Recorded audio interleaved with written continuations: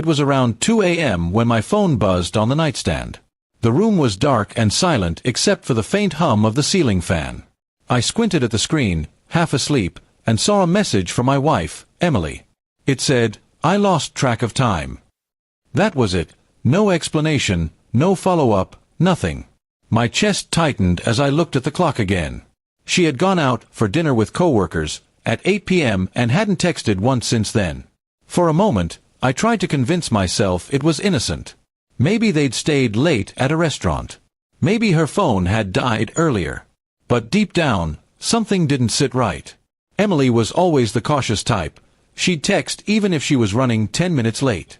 The silence for hours and the sudden vague message at 2 a.m. didn't sound like her. I stared at her text for a while before replying, choosing my words carefully. I typed, "That's fine. I just hope you told Mark you're married before it got too late." Then I hit send. It wasn't an angry message, just calm, direct, and loaded with meaning. Mark was her co-worker, the one she'd been mentioning a bit too often lately. For a few seconds, there was no response. Then the typing dots appeared and vanished several times. Finally, she replied, "What are you talking about?" I didn't answer.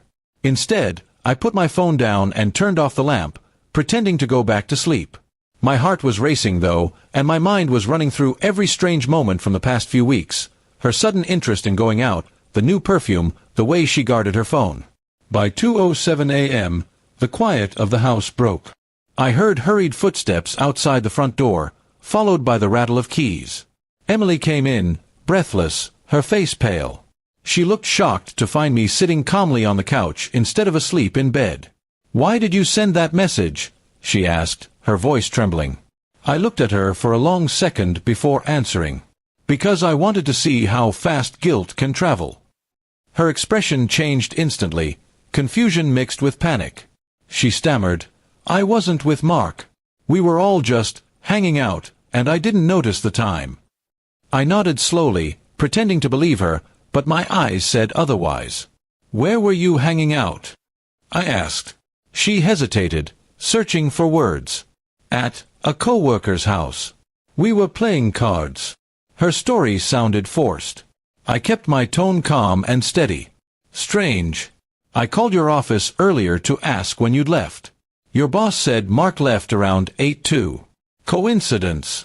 She opened her mouth to speak, but no words came out. Her hands were shaking. I stood up, walked past her, and picked up her purse from the counter. I handed it to her. "You might want to check your phone. It's been tracking your location all night." Her eyes widened.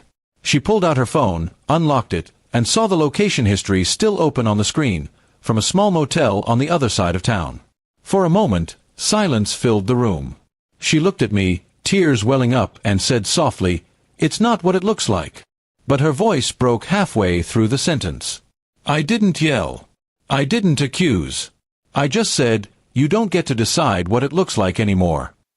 Then I walked to the bedroom and closed the door. That night, she slept on the couch. I didn't sleep at all. My mind replayed everything, the lies, the excuses, the cold dinners waiting for her. The woman I thought I knew had become a stranger right before my eyes. Her 2 a.m. message wasn't just about losing track of time, it was about losing track of loyalty. In the morning, she tried to talk, but I didn't have the strength. I simply told her I'd be staying at my brother's for a few days. She cried and begged me to listen, saying it was a mistake, that nothing serious had happened.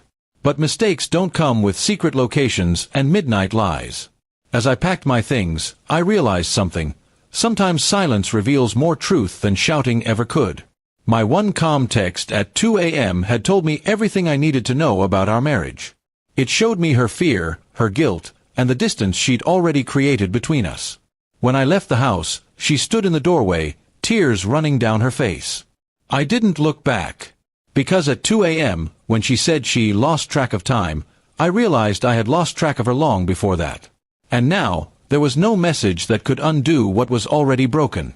By 2:10 that night, her panic had said more than any confession ever could.